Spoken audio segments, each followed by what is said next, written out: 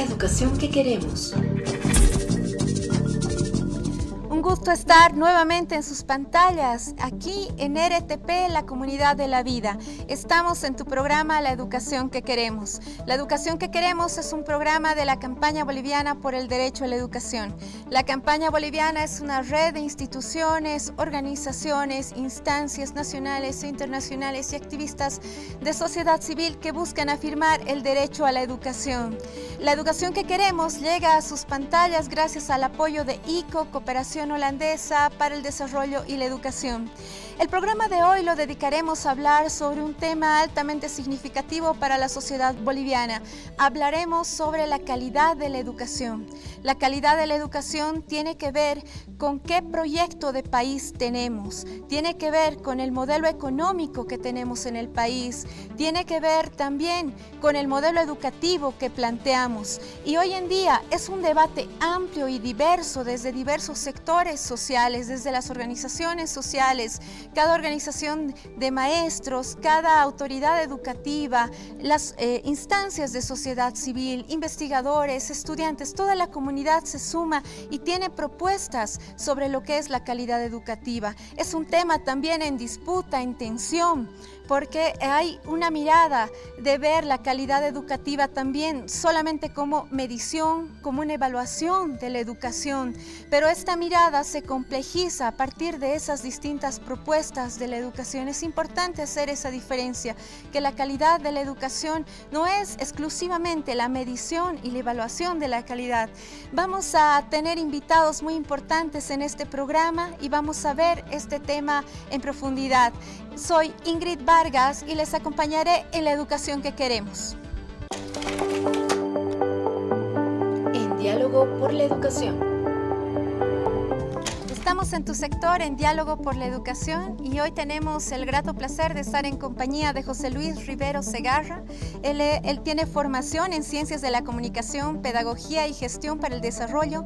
Ha trabajado con organismos gubernamentales, nacionales e internacionales, coordinador de Educación Alternativa y director de Educación Permanente en el Ministerio de Educación. Es investigador, capacitador y, por supuesto, un férreo defensor del derecho a la educación. ¿Cómo estás, José Luis? Bienvenido a La Educación que Queremos. Es un placer estar contigo, Ingrid, con la campaña y con la educación que queremos. Vamos a dialogar con mucho gusto. Claro que sí, José Luis. Tenemos en debate la calidad de la educación, un tema apasionante, importante, pero también altamente complejo. Y para empezar este diálogo quiero que veamos un pequeño video que hemos elaborado. Pertenece al Observatorio Plurinacional de la Calidad de la Educación. Y pues vamos a ver el video, por favor. Pablo, María y todos sus amigos son bolivianos. Ellos tienen algo en común. Asisten a la escuela. En su unidad educativa, las madres y los padres de familia, los profesores y el director se han reunido para hablar de la educación que quieren para sus hijos, es decir, de calidad educativa. ¿Pero qué es calidad educativa? La mayoría de los bolivianos estamos de acuerdo en que la calidad educativa es muy importante para el desarrollo de nuestro país. Desde distintas miradas, lugares y espacios relacionan la calidad educativa con los resultados y el rendimiento académico o la inversión económica que debe realizar el Estado en educación. Para muchos, calidad educativa es el acceso equitativo a la educación, escuelas equipadas y mejor infraestructura. Otros señalan que para lograr calidad educativa, los maestros deberían actualizarse y los padres de familia preocuparse por la educación de sus hijos. ¿Pero acaso todo esto es calidad educativa? Sí, pero va mucho más allá.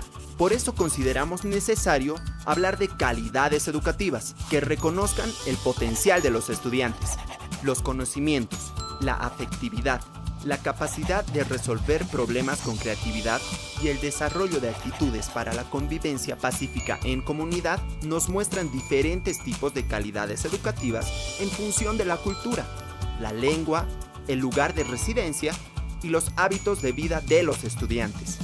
Pero ¿por qué es tan necesario hablar de calidades educativas? porque no solamente evaluamos lo que conoce el estudiante, sino también lo que piensa y siente, lo que ama y valora, lo que produce y transforma de la realidad, asumiendo y tomando decisiones en bien de todos y todas.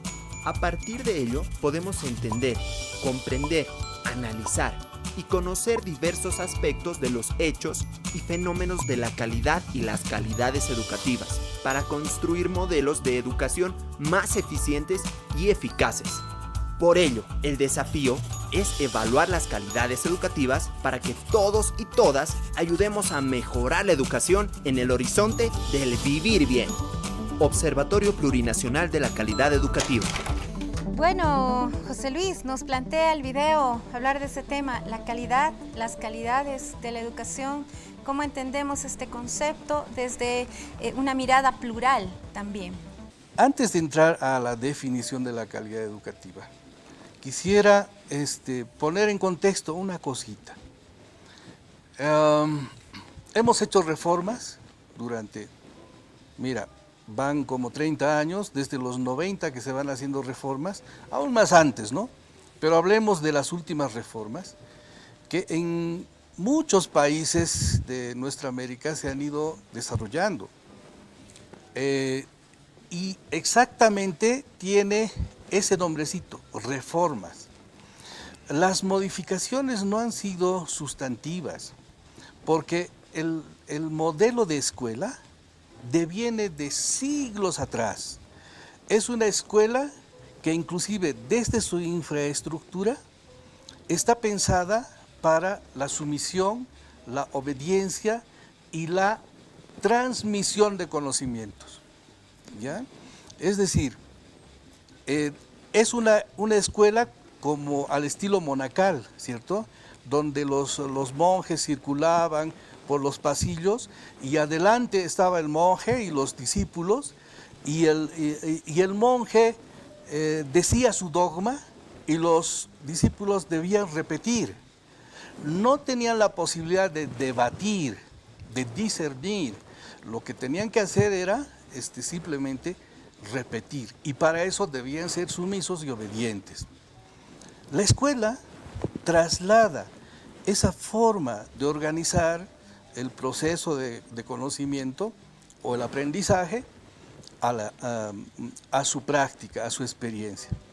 Bien, ese modelo del profesor que lo sabe todo, los alumnos, los sin luz, ¿no? Alumno es un latinajo que quiere decir sin luz, se ha mantenido. A pesar de las reformas, sigue existiendo esa relación entre alguien que sabe y supuestamente muchos que no saben. Ha generado, por tanto, una relación intimidatoria, ¿no?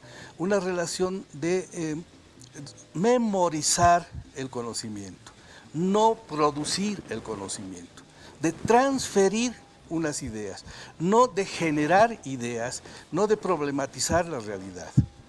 Este es un problema. Y de ahí deviene, y entonces dicen, en América, en el mundo, en Bolivia, se discute y dice, bueno, ahora vamos a medir cuánto hemos aprendido.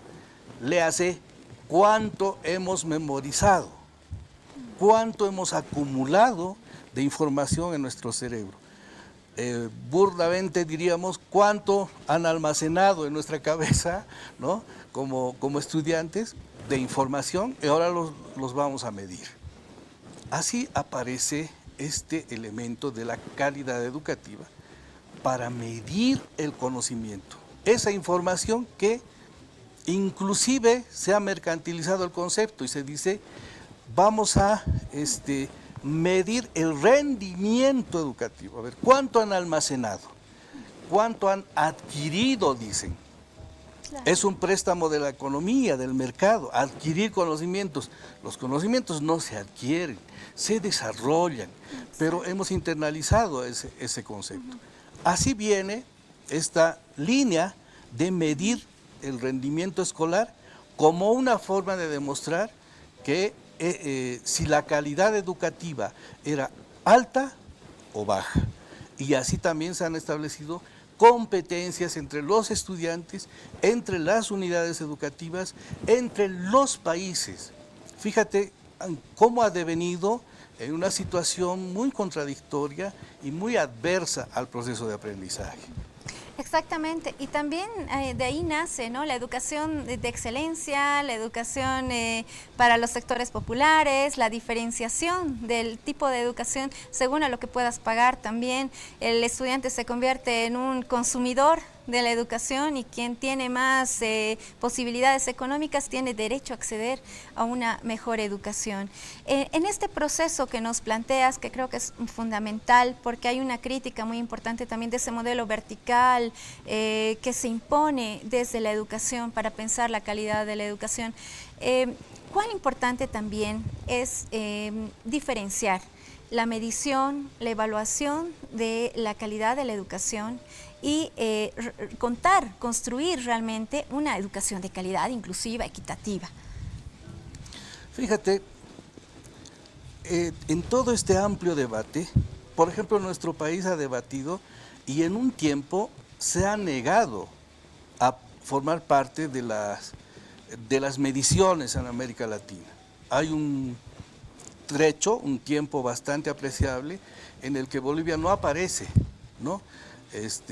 Competitivamente hablando, relacionada con las otras experiencias de educación en otros países. ¿Y por qué no aparece? Porque dicen, no vamos a participar en este proceso en el que nos midan cuánto hemos almacenado de conocimiento. Pero, ¿y entonces qué propones? O sea, ¿qué haces ahora? Muy bien, estamos de acuerdo, no vamos a entrar en la medición, pero entonces, ¿cómo vamos a saber y darnos cuenta de que nuestras condiciones educativas han mejorado? Y ahí aparecen las instituciones, fíjate, las instituciones que ahora forman parte de la campaña y dicen, la calidad educativa es aquella que te permite transformar las condiciones de vida de tus estudiantes y sus familias y sus comunidades. Eso dice. Fíjate que el concepto es distinto. La calidad educativa la tenemos que reconocer o identificar a partir de la mejora de las condiciones y de la transformación educativa que vivamos en nuestra comunidad. Por eso se habla de calidades, de varias. No en relación a lo que hemos visto en el video. Cuando menciona calidades, hace mención a los afectos, a los conocimientos, a las prácticas. Me parece que más bien supera eso, ¿no? Y dice, hay una calidad diferente en Santa Cruz que en La Paz. ¿Por qué? Porque sus condiciones materiales, su contexto, su realidad, su idioma, su forma de comunicación es distinta. No es mejor ni peor, solo es distinta. Eso es mirar esa calidad educativa, pero no es comparable con la calidad educativa de Santa Cruz, porque no hacemos competencia. Entonces, cuando identificamos problemas en un lugar, las identificamos para transformarlas en ese lugar. Por tanto, cualquier intento de diagnosticar cómo está la situación educativa sirve para ese lugar, no sirve para otros, no es generalizable. Por eso se habla de las calidades educativas. Exactamente. Y tiene que ver con lo que mencionaba al principio del programa también. Esto que dices es muy importante. O sea, la educación tiene que servir, tiene que ser útil para la vida, para transformar la vida y para tener días mejores. Lo que te decía al principio, ¿no? La calidad de la educación tiene que ver con ese proyecto de sociedad que deseamos, con ese modelo de desarrollo, de economía también que quisiéramos tener y con el modelo educativo. Creo que es fundamental hacer énfasis en esto y de paso también desde las agendas políticas de la campaña boliviana por el derecho a la educación se plantea, ¿no? Transformar la educación para tener una sociedad sin violencia, sin discriminación, una sociedad donde es importante el afecto, la subjetividad de las personas y no solamente la mercantilización de la educación o una mirada cuantitativa exclusivamente del aprendizaje, de la calidad de la educación. Y en ese sentido te consulto, ¿cuáles serían esos desafíos para política pública, pero también desde la propuesta de instancias de sociedad civil? Mira, no hay mejor lección que aquella que nos da la misma gente, ¿no? Una experiencia en el 2013, el 2013 en Pucarani, conocimos a unos chicos de una unidad educativa, no de Pucarani pueblo, de una comunidad de Pucarani. Y apareció un muchacho que es bachiller, bueno, en ese entonces cursaba el último curso de secundaria, y él nos comentó cómo podías establecer una relación educativa y productiva en el proceso de tratamiento lechero. ¿Cómo te relacionabas con las vacas? Todo el sistema de ordeño, las calidades, las propiedades químicas que tenía la leche, los costos que establecía, ¿no? La negociación, y en la negociación con las empresas, todas las dificultades y procesos de explotación que vivían los comunarios y los hijos de los comunarios en la producción lechera. Ese muchacho dio tal lección que era mejor que un ingeniero agrónomo. Bien, ¿cuál era el desafío ahí? El desafío era incorporar todos esos conocimientos que se estaban generando alrededor de la producción lechera en la comunidad y convertirlos en contenidos curriculares. Esta era la oportunidad de los maestros para desarrollar el conocimiento en base a la experiencia y uniéndola con la ciencia, con las ciencias naturales, con la química, con la física, con los procesos organizacionales de la comunidad y la historia. Fíjate entonces cómo los desafíos vinculan el conocimiento con la realidad. Este era el propósito de hace años. Yo diría que desde Simón Rodríguez, desde 1826. Exactamente, fíjate. José Luis, la educación tiene que estar altamente vinculada con la realidad, con el contexto, tiene que ser pertinente, tiene que ser para la vida y creo que ahí nos has dado un panorama muy importante. La última pregunta que tenemos, querido José Luis, es ¿qué educación sueñas? ¿Qué educación tú quisieras? Yo sueño con la educación de la que hablaba Paulo Freire, ¿no? Una educación que sea capaz de desarrollar formas de pensar, formas de conciencia social, que el niño, el adolescente, el joven, el estudiante de la universidad tenga la posibilidad, tenga los instrumentos y los argumentos para conocer su realidad, para identificar los problemas que hay en su realidad y poder plantear acciones de transformación. Sueño con una educación en la que los seres humanos seamos capaces de producir algo, ideas, bienes, de transformar algo. Muchas gracias, José Luis, ha sido un placer compartir contigo estos momentos y bueno, les invito a quedarse, todavía tenemos los otros 2 bloques del programa, así que estamos en la educación que queremos. Protagonistas de la educación. Y hoy tenemos el gusto de compartir unos minutos con Ana Evi Zulcata Guzmán. Ella es licenciada en Sociología por la Universidad Mayor de San Simón, cuenta con una maestría en Estudios Críticos del Desarrollo realizada en CIDES UMSA es magíster en investigación en ciencias sociales para el desarrollo con mención en políticas educativas. Tiene amplia experiencia laboral en educación, infancias, género y en distintas instituciones. ¿Cómo estás, estimada Ana? Un gusto tenerte en el programa. Muchísimas gracias, Ingrid, y bueno, pues un saludo a todos los que nos están escuchando y a todos los que nos van a ver, ¿no? Muchas gracias, Anita. Y bueno, queremos conversar contigo sobre la importancia que tiene analizar, reflexionar la calidad educativa desde la mirada de los pueblos indígenas en Bolivia. Ellos han hecho un gran aporte a partir de sus luchas por la educación, a partir de los últimos años de la constitución de los currículos regionalizados también. Y queremos conocer ahí tu análisis, tu mirada sobre este tema.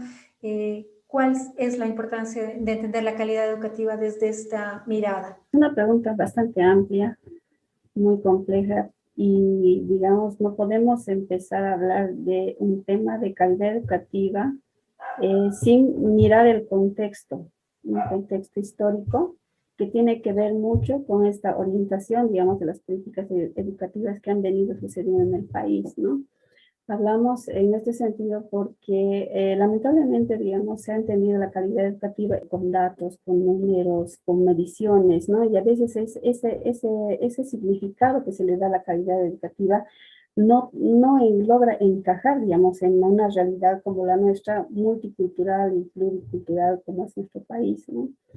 Sabemos, salimos de la revolución del 52, apenas conseguimos, digamos, o se consigue por las luchas sociales, el voto universal, justamente el derecho a la educación, ¿no? La inclusión de estos sectores que habían estado totalmente abandonados y, bueno, pues relegados del Estado y de su condición de ciudadanos, ¿no? Ahí vemos a los pueblos indígenas, en peor situación todavía, más que el sector del campesinado, ¿no?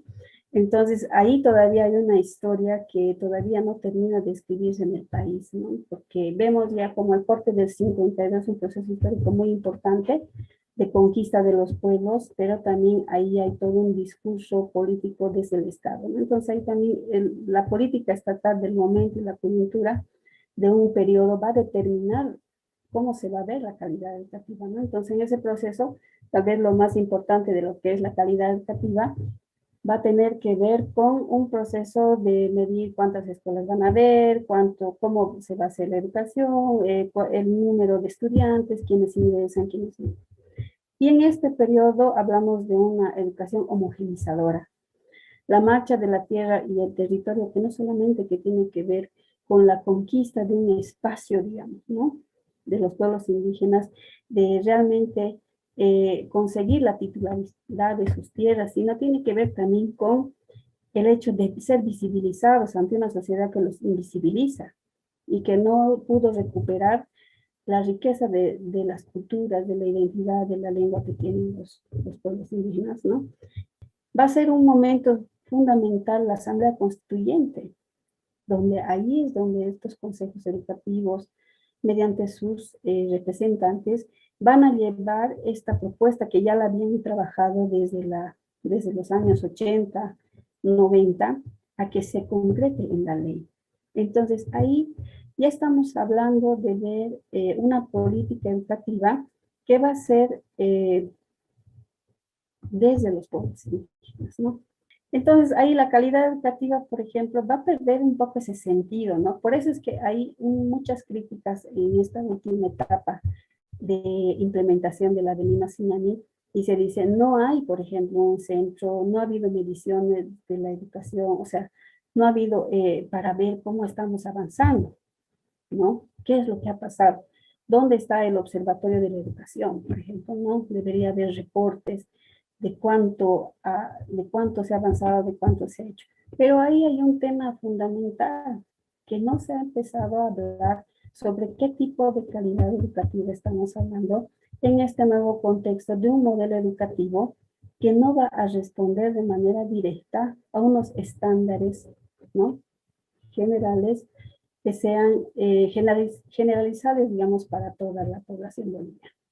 ¿A qué me refiero a eso? Que cuando hablamos de medición de la calidad educativa en términos, digamos, de eh, competencias y objetivos, eso fue para la ley 1565.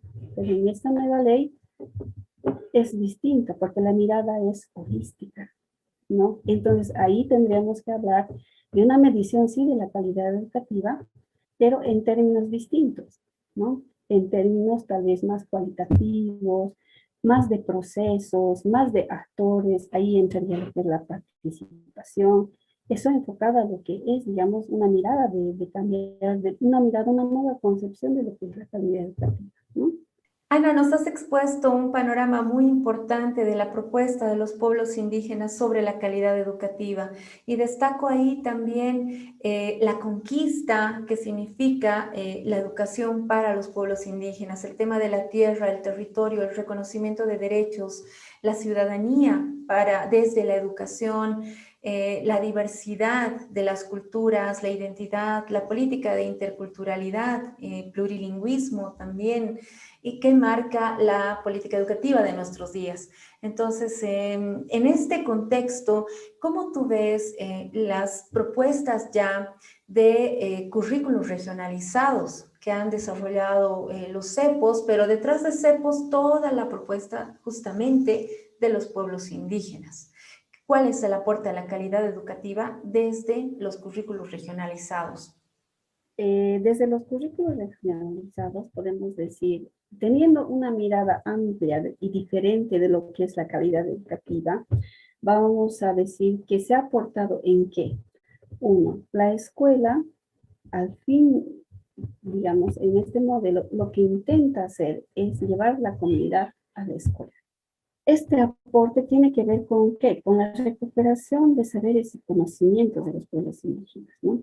Estos saberes y conocimientos indígenas, muchas veces llamados no científicos, ¿no? Porque todavía desde la academia hay esta, se puede decir, discusión de no reconocimiento. Por eso es que hay un poco de resistencia al momento de hablar del currículo regionalizado, ¿no? Porque, y como decía hace un momento, lo que se trata es de decir, digamos, desde las otras miradas, de que este currículo regionalizado relega, retrasa a lo que es la formación de los estudiantes. Porque dicen, no puede ser que solamente se pueda, digamos, tener contenidos en un currículum de un pueblo indígena, y eso, ¿para qué nos sirve más adelante? Y esa es una mirada demasiado, digamos, no sé, yo diría hasta incluso un poco discriminadora, ¿no? De lo que es la educación, porque si hablamos de un proceso de educación integral, ¿no? Entonces es tan válido tener conocimientos científicos universales, como también los conocimientos locales, ¿no? Mira, para dar un ejemplo, en este contexto de pandemia, la pasada gestión, por ejemplo, yo tuve unas charlas en una comunidad allá en La Paz y hablábamos justamente de esto, de la calidad educativa, porque decían los papás, ¿por qué nuestros estudiantes que quieren salir, que están saliendo bachilleres, resulta que se presentan a la universidad y siguen reprobando, ¿no? ¿Por qué? ¿Qué está pasando? ¿Es porque la ley no está funcionando? ¿Es porque no nos sirve de nada los currículos regionalizados, ¿no? Entonces, ahí nosotros decíamos, está bien, es bueno reflexionar qué es lo que está aportando y qué es lo que no. Entonces, ahí hay que diferenciar. Una cuestión tiene que ver con la formación humanista que está a cargo del Estado, que está en el currículo base, ¿no? Ahí está todos los contenidos universales. Esa es la interculturalidad, ¿ya? Eso. Y la otra parte que va a complementar a esta formación, ¿no? Va a ser la parte intracultural, que es estos saberes y conocimientos plasmados en el currículo regionalizado que tienen que complementar a esta otra formación. Entonces, lo que pasa es que no se logra entender. Y por lo tanto, si no se logra entender que en este modelo educativo tiene que funcionar los dos, tanto contenidos del currículo base que son fundamentales, nadie dice que no, pero también tienen que funcionar estos otros contenidos, ¿no? Entonces, si hablamos de una calidad educativa, tal vez ahorita la preocupación en la que se están centrando, mirando la calidad educativa otra vez, es cómo los estudiantes llegan a la universidad. Entonces, la preocupación ahí ya deja de ser, digamos, ya no interesa tanto esto de la identidad, la cultura, porque más estamos pensando cómo voy a generar recursos, cómo mi hijo va a ser profesional, cómo va a mejorar su situación económica. Y está bien, eso no decimos que no, pero ¿qué hay de esta otra parte humana, de esta otra parte que hace a tu identidad? Entonces, es tan complejo hacer comprender, digamos, y sobre todo aquí a los maestros, ¿no?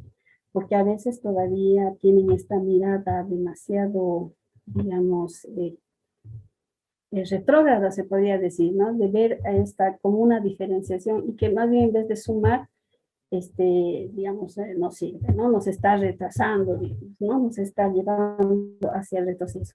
Cuando los pueblos indígenas, cuando nosotros teníamos las discusiones, por ejemplo, de la construcción curricular, decían, nosotros queremos que nuestros hijos, ¿no?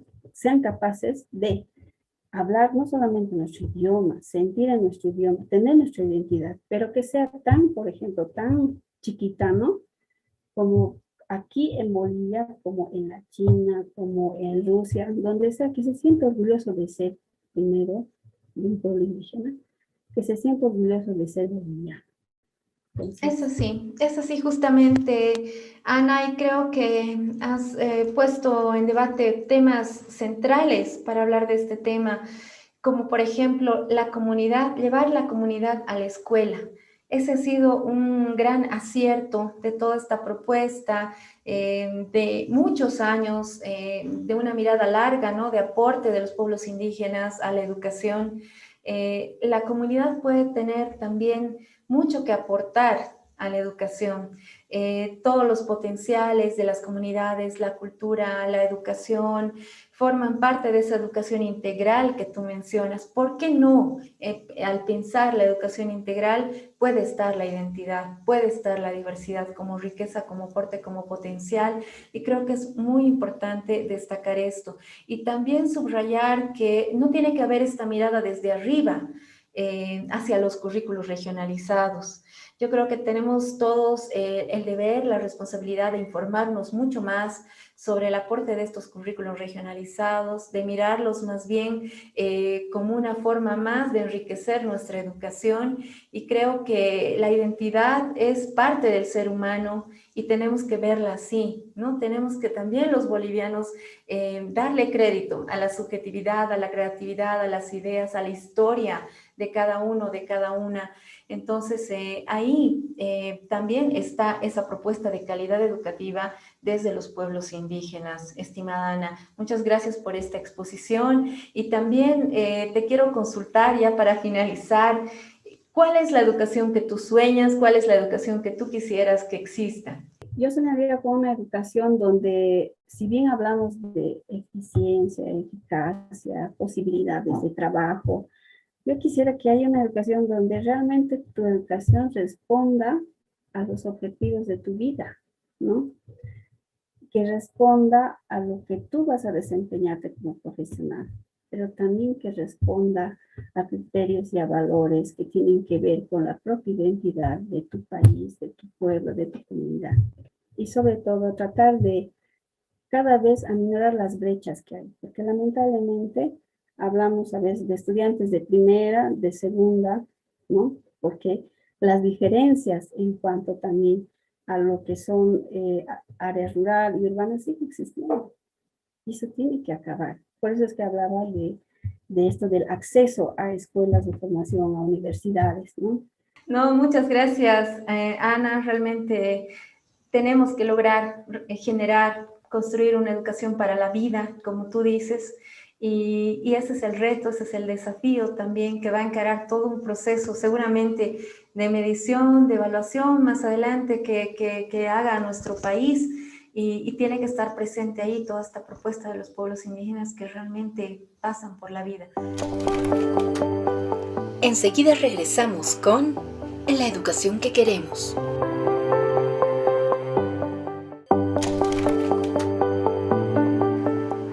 Continuamos con tu programa en la educación que queremos. Y hoy tenemos el gusto de conversar con Fernando Carrión Justiniano. Él es educador boliviano, investigador y docente universitario. Ha sido también coordinador del Laboratorio Latinoamericano de Evaluación de la Calidad de la Educación para Bolivia entre 2016 y 2019. Fue director general de formación de maestros para el Ministerio de Educación. ¿Cómo está, Fernando? Un gusto tenerle en la educación que queremos. Un gusto saludarte a ti y a todos los compañeros y compañeras de la campaña boliviana por el derecho a la educación. Un gusto saludarlos y saludar también a todos los que nos están viendo por el canal. Bueno, para empezar este diálogo queremos consultarte y mirando también, digamos, los antecedentes de este tema.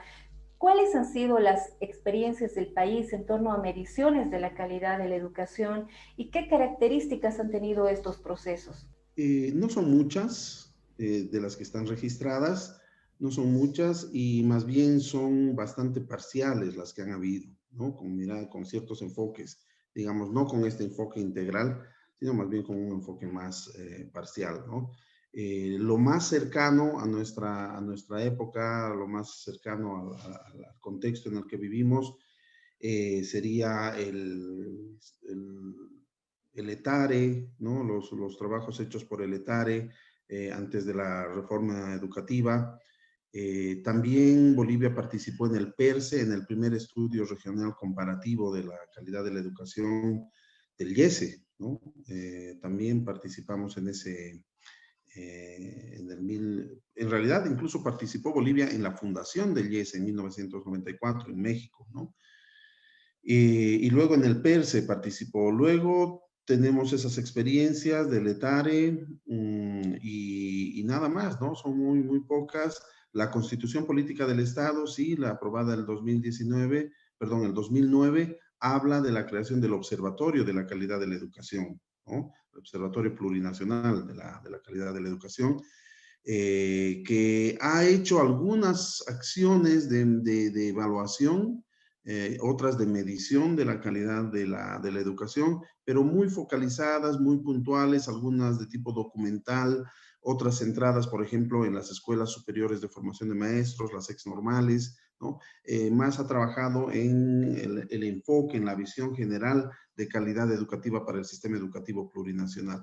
Esos son los referentes, ¿no? Anteriores. Y luego ya el 2016 que Bolivia, el Ministerio de Educación, vuelve a firmar un compromiso con la OREALC, con la Oficina Regional de la UNESCO para Educación para América Latina y el Caribe, de quien depende el Laboratorio Latinoamericano, el IESE, para incorporarnos ya en el proceso del ERCE, del cuarto estudio regional comparativo de la calidad de la educación, ¿no?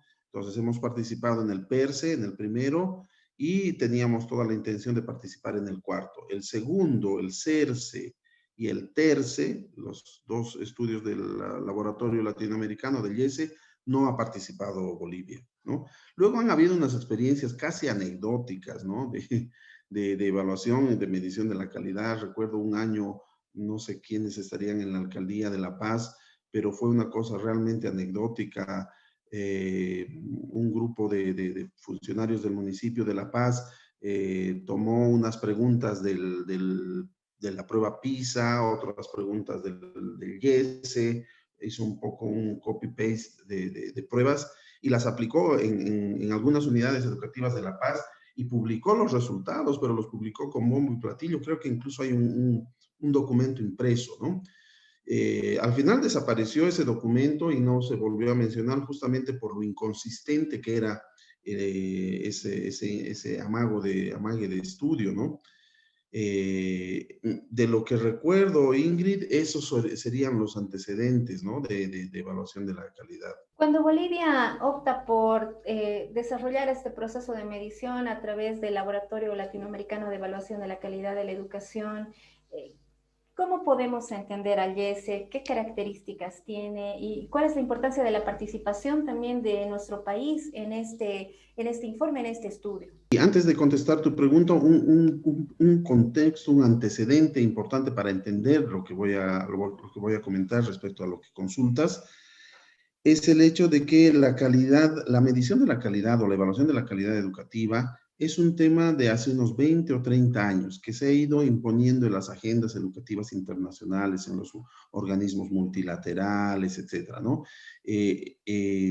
Hay algún nivel de sospecha sobre este tipo de mediciones, ¿no? Que obviamente destacan la parte, digamos, como positiva de tener información para tomar decisiones en la educación y cosas así, pero al final se ha ido convirtiendo casi lo que antes vendían los paquetes de reformas educativas, ¿no? En los años 90, recordarás muchos organismos multilaterales, el BID, el Banco Mundial, etcétera, vendían paquetes, es decir, de reforma educativa ya terminados. Nuestra reforma educativa del 94 fue eso, ¿no? Con algunos ajustes, Variantes. digamos, al contexto, ¿no? Con algunas variantes, pero en toda América Latina fue la misma reforma educativa, el mismo constructivismo, etcétera, ¿no?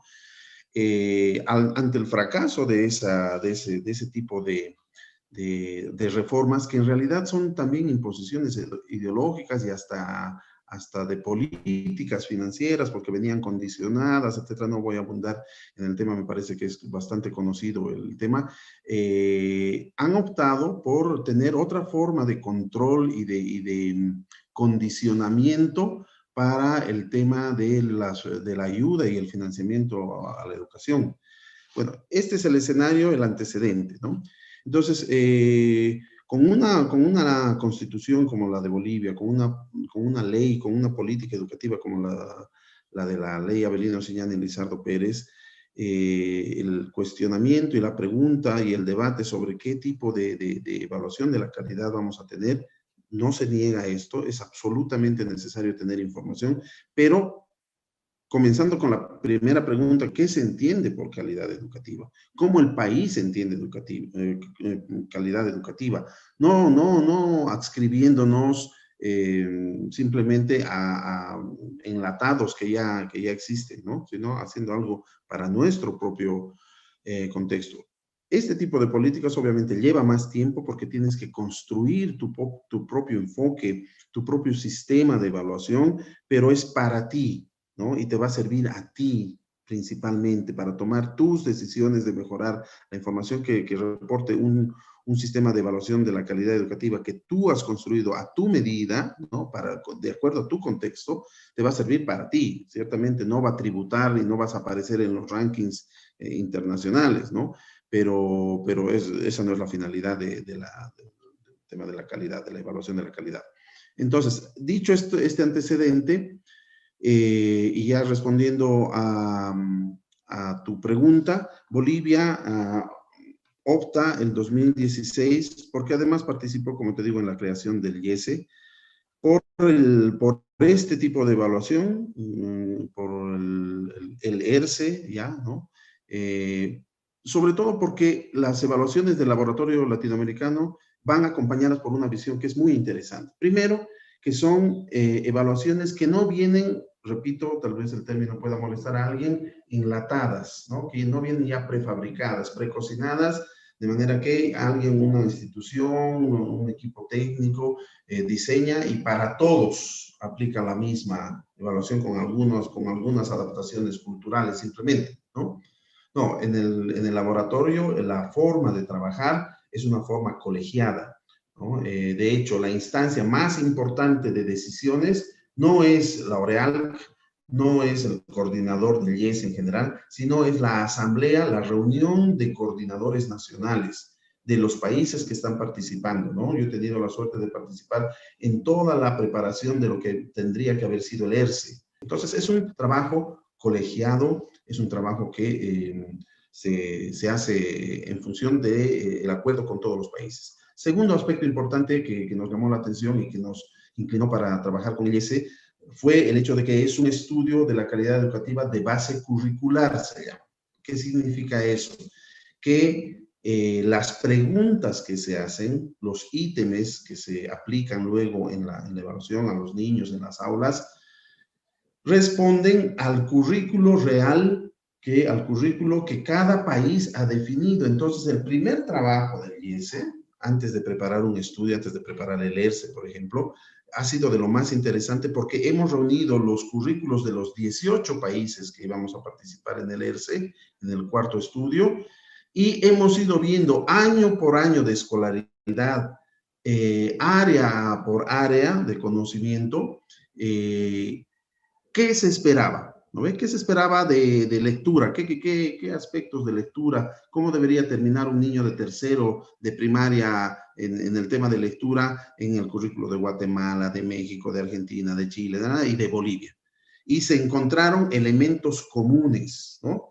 Entonces, identificados los elementos comunes de los currículos, con base a esos elementos comunes, ¿no? De todos los currículos, con base a eso se elaboran las preguntas, ¿no? Entonces, nos pareció muy interesante, no es una cosa impuesta, es una cosa que se va construyendo. Y por último, y lo más importante tal vez, fue el hecho de que el laboratorio no solamente hace los estudios de la calidad, sino que además brinda apoyo técnico para que equipos de cada país se fortalezcan en procesos de evaluación de la calidad. En 2020 se han dado a conocer los resultados del Diagnóstico Nacional del IESE, efectuado en 2017. Este informe es una evaluación de la calidad de la educación en Bolivia o un ejercicio más bien preparatorio en función al ERCE. ¿Cómo debemos comprender estos estudios y este en particular, Fernando? ¿Qué ha sido el Diagnóstico Nacional del 2017? No ha sido una evaluación de la calidad de la educación,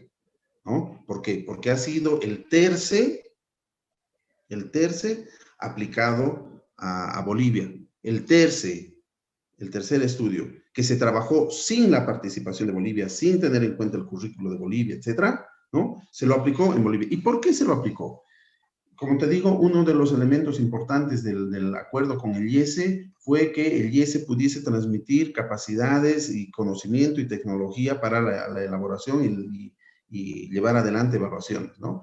Parte de la preparación para el ERCE fue hacer un ejercicio, ¿no? de evaluación, porque esto implica una movilización muy grande, no solamente el tema de la muestra y demás, sino que implica capacitar a los que van a ir a aplicar, ¿no? que los maestros conozcan qué tipo de evaluaciones se van a hacer. O sea, es un operativo muy grande, ¿no?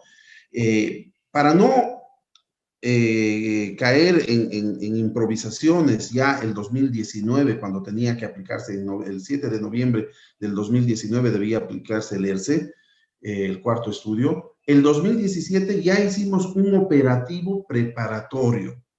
Fue un ejercicio, ¿no? De un desplazamiento, etcétera. De hecho, la muestra fue más reducida, se tomaron otros criterios, ¿no? No fueron los mismos criterios como para una evaluación. Y bueno, y obviamente hay unos resultados que son referenciales, ¿no? Es importante conocerlos, tomarlos en cuenta. De hecho, el Ministerio de Educación los tomó en cuenta. El 2018 y el 2019, a partir de eso se hicieron algunos ajustes en el currículo, pero además se hizo todo un operativo que se llamó Fortalecimiento a la Educación Primaria Comunitaria Vocacional, no solamente con tercero y sexto, ¿no? Con quienes iban a aplicar el ERCE, con todos, de primero a sexto de primaria se trabajó el tema de lectura, escritura y matemáticas, ¿no? Se trabajó fuerte, con base a eso, ¿no? Pero como no son datos que se pueden trabajar como datos de una evaluación de la calidad, no se difundió, nunca fue la intención que se hiciera eso, ¿no? Ya luego yo me quedé, la verdad, un poco sorprendido porque la UNESCO, es decir, L'Oréal, al final terminó, luego dice en la introducción, en acuerdo o más bien a solicitud del Ministerio del Gobierno de transición, ¿no? Después del golpe, que parece que entraron en un acuerdo para que lo publicara, ¿no? Parece que hubo una intencionalidad política, ¿no? Pero más allá de la intencionalidad política, no es propiamente una evaluación, por tanto, no se puede manejar propiamente como una evaluación. Sí son datos referenciales y hay un aspecto mucho más importante y mucho más valioso que lastimosamente no se lo está tomando en cuenta, y es el estudio curricular, el análisis curricular comparativo que se hizo ya de cara al ERCE, ¿no? El 2017 y el 2018, el currículo boliviano, junto con los currículos de los otros 17 países participantes, participó en el análisis curricular. Ahí hay resultados muy potentes. Ahí hay resultados realmente serios que se tienen que trabajar.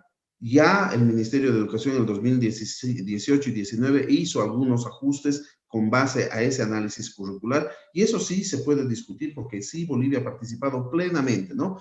Lo demás es hacer, me parece, ejercicios, está bien, ¿no? Hay hacer ejercicios estadísticos y demás, pero si pones por delante que no es propiamente una evaluación, esos ejercicios pues quedan en eso. Creo que es importante destacar eso para que la población pueda tener una lectura adecuada de estos informes. Que todo el mundo quiere saber cómo está la calidad de la educación en Bolivia, todo el mundo quiere también dar su opinión, evaluar, conocer, escuchar a los expertos para saber cómo está nuestra educación y hacia dónde vamos a ir, mucho más mirando el contexto de pandemia también que nos afecta y que ha ahondado las diferencias entre unidades educativas fiscales, privadas, la brecha digital, por ejemplo. En todo este contexto que tenemos de distintas lecturas de la calidad de la educación, ¿cuáles serían esos desafíos para la política educativa, Fernando? ¿Cómo desde la política pública, desde las autoridades de educación, se puede impulsar un proceso que dé cuenta, que dé respuestas a la población en este sentido, pero que también piense la educación a partir de estos factores fundamentales, ¿no? Como dices, no solamente pensar la calidad, sino también las calidades de la educación, tener una construcción propia, auténtica, desde nuestro contexto. Yo me he vacunado de la ingenuidad de pensar que la educación va a resolver los problemas del país solito, ¿no? Que solo la educación va a resolver todos los problemas. A veces le sobrecargamos, ¿no? De una expectativa a la escuela, a la educación y por tanto a la escuela y por tanto a los maestros, los sobrecargamos de una expectativa, ¿no? Decimos que con la educación y este problema es que la educación y este problema la educación. Bueno, la educación es un factor importante sin el cual no puede haber desarrollo, progreso, llámalo como quiera, de una sociedad, de una comunidad. No puede haber sin educación. Pero solo con la educación tampoco se va a resolver. Es un tema más complejo, ¿no? Si para esto hablamos, yo siempre hablo de las condiciones educativas y de las condiciones de educabilidad. Las condiciones educativas son infraestructura, equipamiento, currículo, un buen docente, personal, financiamiento, etcétera. Esas son las condiciones educativas que el Estado, a través del Ministerio de Educación, en este caso, debe brindar en igualdad, ¿no? De condiciones a todas y todos los niños y niñas bolivianos y adolescentes. A todos tienen que tener las mismas condiciones educativas. Pero imaginemos que todos tienen las mismas condiciones educativas y hay infraestructura, como la ha habido en estos años, mucha infraestructura educativa, y hay un docente preparado, etcétera. En cada aula hay material, hay equipamiento, hay currículo, etcétera. Los niños que entran no entran todos en las mismas condiciones. Porque si bien tienen esas mismas condiciones educativas, las condiciones de educabilidad de los niños con las que llegan a la escuela no son las mismas. Un niño llega con problemas de violencia en su casa.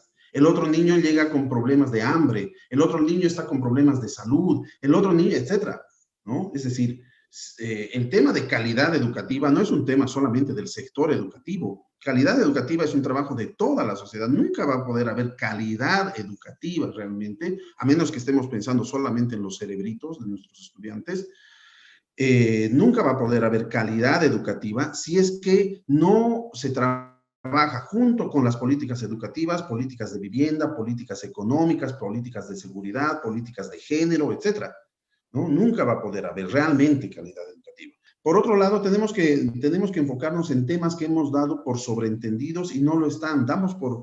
Ya prácticamente no nos hemos preocupado en muchas cosas como la lectura, los niveles de comprensión lectora, ¿no? La capacidad de escribir, la capacidad de razonamiento lógico matemático, principalmente estos, ¿no? Otras también se pueden trabajar, pero lectura, escritura y matemáticas, ¿no? Razonamiento lógico matemático, son los temas fundamentales que tenemos que trabajar, ¿no? Podríamos no trabajar otros temas en la escuela, pero eso sí o sí tenemos que garantizarlo. Es necesario resaltar ese papel de responsabilidad de la sociedad, de todos los actores que formamos parte de esta sociedad para construir esa educación de calidad que todas y todos queremos. Fernando, llegando al final de esta entrevista, te consultamos, ¿cuál es la educación que tú sueñas? ¿Cuál es la educación que tú quisieras? Bueno, la educación que sueño es una educación que ayude a todas y todos los bolivianos, las bolivianas, a desarrollar todas nuestras potencialidades, a ser lo que podemos ser, ¿no? A ser más humanos no en un sentido individualista, como comentaba el tema del enfoque de la Constitución, sino más bien seres humanos con los demás en este mundo, ¿no? Que sepamos ubicarnos en el mundo, que sepamos usar el mundo, pero no aprovecharnos del mundo. Y por mundo hablo de todo lo que nos rodea, ¿no? La educación debería ayudarnos a saber comprender ese mundo, saber leer ese mundo, la realidad, saber transformar esa realidad. Y para eso es necesario que la educación nos ayude a desarrollar todas las potencialidades que tenemos como personas, ¿no? ¿Cuántos niños, cuántos artistas, cuántos intelectuales, cuántos científicos han quedado a medio camino porque no hemos cumplido con ese papel de la educación, ¿no? En lugar de desarrollar, a veces hemos atrofiado las potencialidades de las personas. Te agradezco mucho por habernos acompañado en la educación que queremos. Creo que has brindado un panorama muy importante de cómo tenemos que entender la calidad de la educación o estos procesos que quisiéramos que deriven más bien en la calidad de la educación, Fernando. Y bueno, hasta una próxima oportunidad. El día de hoy, desde la educación que queremos, hemos tenido el desafío de hablar sobre la calidad de la educación. Es un tema muy importante que causa reflexión, análisis y preocupación también en la sociedad. Por un lado, se quiere medir, evaluar la calidad de la educación, hay muchas propuestas en este sentido, pero del otro lado también hay muchísimas propuestas desde los sectores educativos, desde los estudiantes, desde las organizaciones sociales, instancias de sociedad civil, que plantean un amplio panorama diverso para entender la calidad y las calidades de la educación. Es importante considerar que tenemos que ver la educación a partir de la interculturalidad, la intraculturalidad, el plurilingüismo, también en función a tener la posibilidad de transformar la vida, de tener días mejores para todas y todos. Necesitamos una educación inclusiva, equitativa también, que forme parte de esta propuesta de calidad educativa. Seguramente el Ministerio de Educación, las autoridades de educación están pensando también en un proceso para evaluar, para tener una fotografía, una radiografía de la educación, y en este proceso es importante afirmar la participación de todas y todos para dar la voz en este sentido.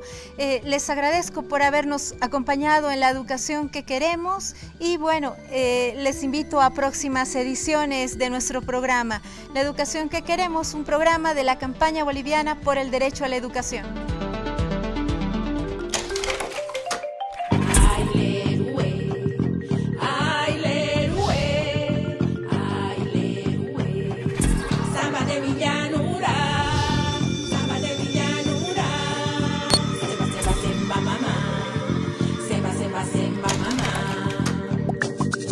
La educación que queremos.